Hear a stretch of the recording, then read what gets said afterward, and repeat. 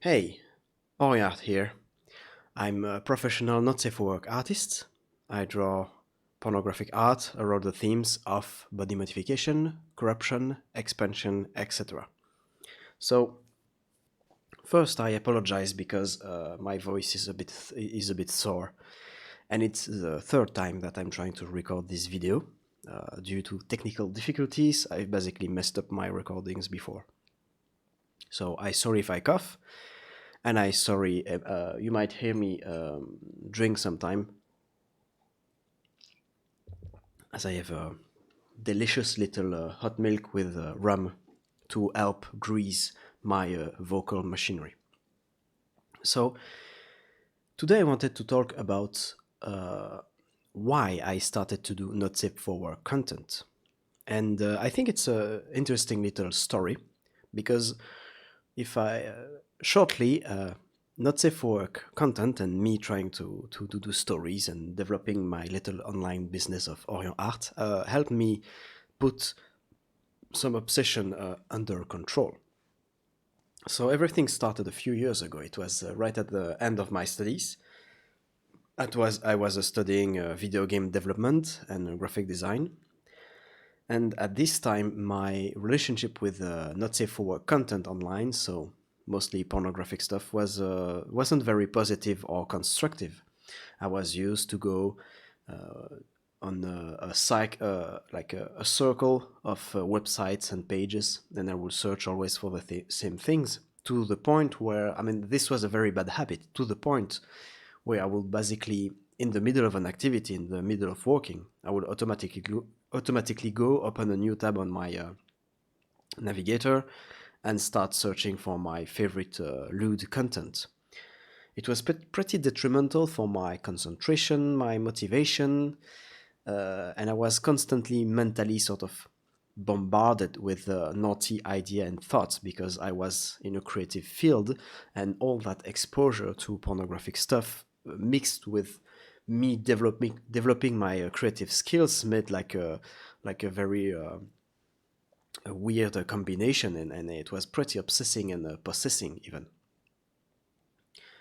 So at the end of my studies, it was really at that time when I started to consider doing not safe for work content and sort of professionally. Up to this point, I had drawn a bit of not safe for work stuff. I was sketching a bit here and there, but as I said in the previous video, I would destroy the paper, the drawings, or I would delete the files. So I've never really talked to anybody. I wasn't really in any community. People around me weren't very aware. Well, they were not aware, and I never said to anybody around me the kind of stuff that I like to watch. And so at the end of my studies, I was getting interested into these artists having Patreon pages. I was listening to the video of Shadman that I talked about previously, sort of weirdly motivational videos.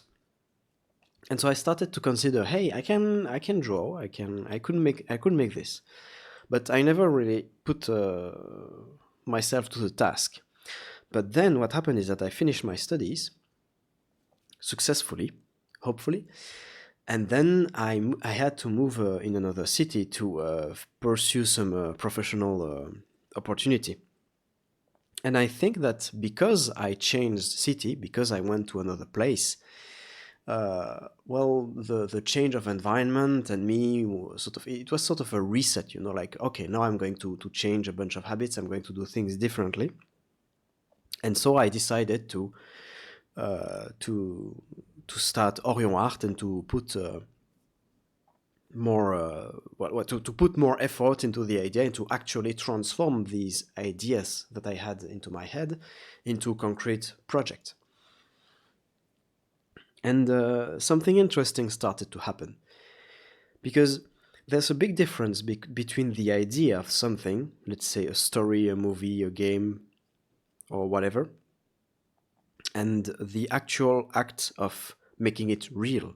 It's very different, very complex. Thoughts tend to be very well. You are not limited when you think. So what happens, at least what happened to me, is that I would have very chaotic ideas. I would jump from one situation to another very quickly when I was thinking about a scenario, about a story. And so it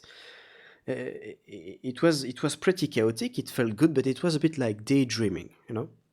And so when I started to actually draw stuff, and more specifically because I started to draw a bit, but after a certain time, after a few stories, I started to put text into my image. It was really at a moment when I was figuring out my format, when was figuring out what I wanted to do.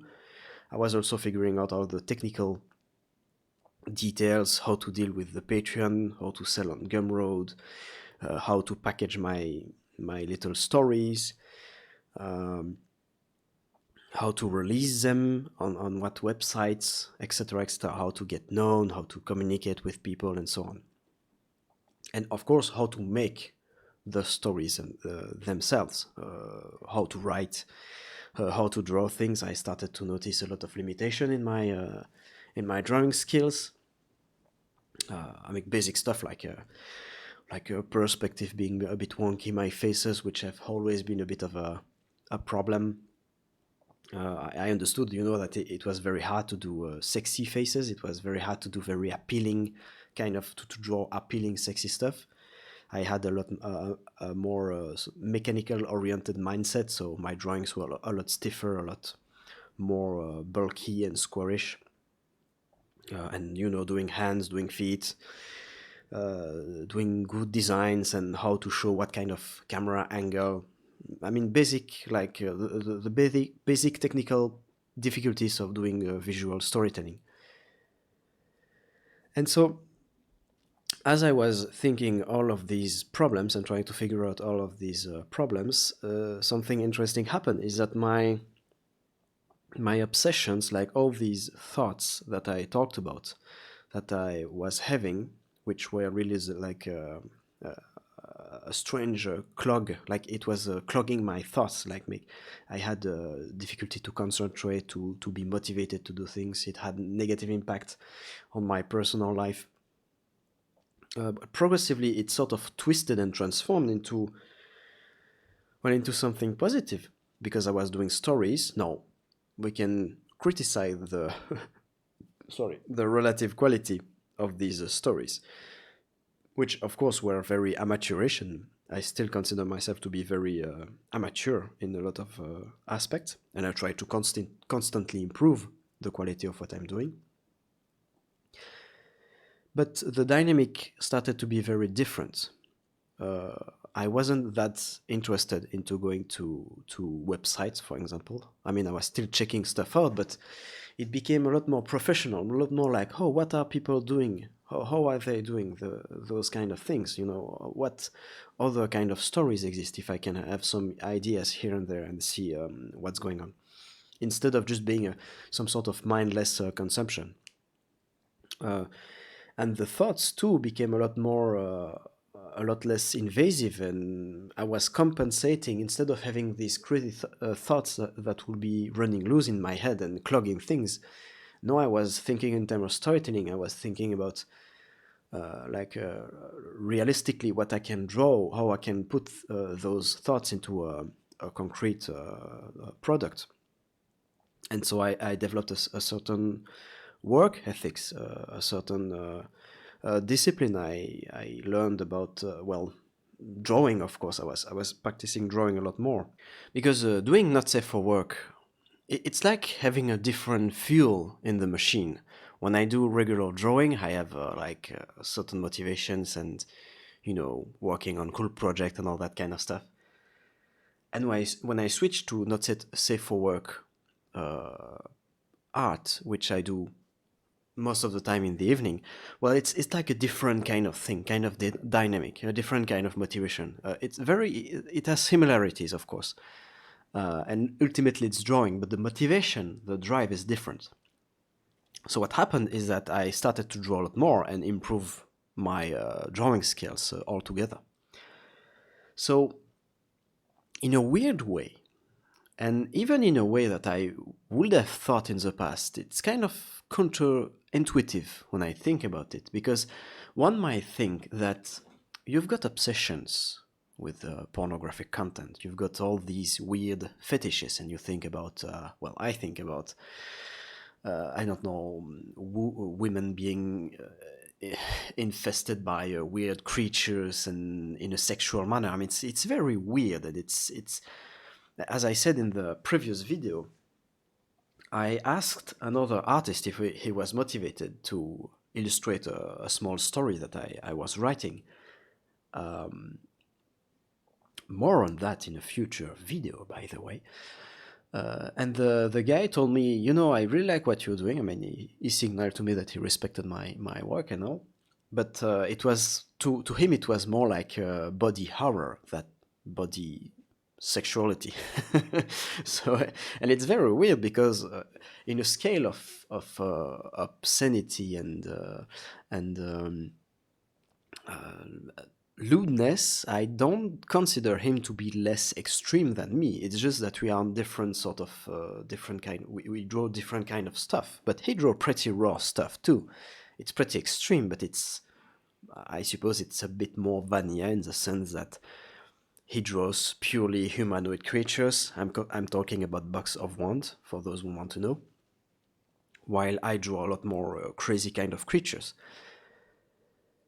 So, in a weird way, we could have...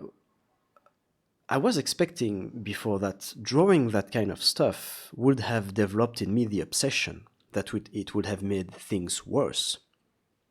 But what happened is actually the contrary.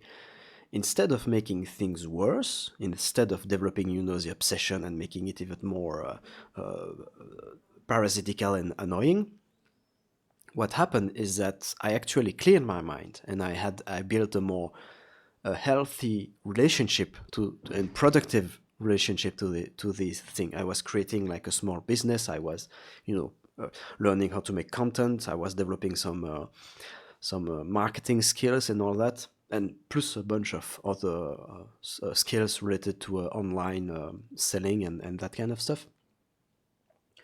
And so actually the fact of letting these crazy idea run loose in a productive, constructive context actually reduced the pernicious negative aspect of these kind of things. So it actually helped me. It helped me in terms, as I said, in terms of concentration, in terms of production. Creatively speaking, I'm able to experiment. I'm able to experiment a lot of things while I'm drawing. I'm trying different styles because when you work regularly a bit every day, you accumulate the art. And as Orion art, for me, it's very important to finish things, even if it's imperfect, even if I understand that I should maybe have taken different decision earlier in the process of creating a story. I go, like I finish the thing and then I release it. Like I'm not aiming for perfection at all. I just want to finish the thing. So there's a bit of a mechanical sort of, not industrial, but somewhat industrial kind of dynamic that has started to emerge in my production. And so the project accumulates, and I have a lot of occasion to experiment different things because I'm the only master on board. I'm the captain here. I decide for everything virtually. So if I want to create a crazier style, if I want to experiment with colors, with textures, with what's not, well, I can. And I did a bunch of time. I tried, you know, to do some animation kind of work. I went out of my comfort zone by trying to make things a bit more comic-ish, a bit more cartoonish, etc., etc., with various degrees of success. But generally speaking, it actually reduced, as I said, the addictive. It reduced the addiction, the obsession, the negative aspect of all of these things. So if you also have crazy ideas like this one, no, I want to be clear before I keep on going. I want to be clear that I don't know if this is like a magical, I don't think it's a magical way to stop, if you have obsessions of your own. I don't know if it's going to work like that for everybody, because obviously in the same period of time I made a lot of other changes in my life regarding various other problems and things that I wanted to improve. So, like, I don't know, like doing exercise and developing my professional career, etc., etc. So I don't know to what extent it's just that. I suppose it's a whole, like the entirety of the positive changes in my life sort of encouraged each other and allowed me to improve. But maybe it could be actually a good way to see it. I would be curious if you are an artist yourself, or someone who went to a similar experience. Don't hesitate to share it down below in the comments. So yeah, that's pretty much it. That's the story of how I started to do and why I started to do not safe for work content. And I hope that you liked this little unprepared, unscripted video.